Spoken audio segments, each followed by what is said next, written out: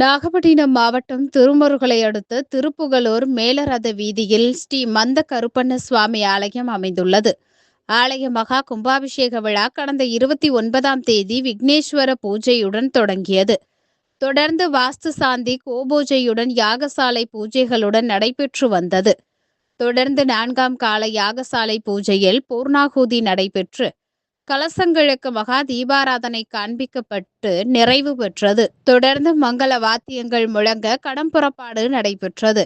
சிவாச்சாரியார்கள் புனித நீர் அடங்கிய கலசத்தை சுமந்து வந்து வேத மந்திரங்கள் முழங்க ஆலய விமான கலசத்தில் பரிவார தெய்வங்களுக்கு புனித நீர் ஊற்றப்பட்டு மகா கும்பாபிஷேகம் நடைபெற்றது. தொடர்ந்து பக்தர்கள் மீது புனித நீர் தெளிக்கப்பட்டது. அதனைத் தொடர்ந்து ஆலயத்தில் உள்ள மந்த கருப்பண்ண சுவாமிக்கு சிறப்பு அபிஷேகம் நடைபெற்று மகா தீபாராதனை காண்பிக்கப்பட்டது.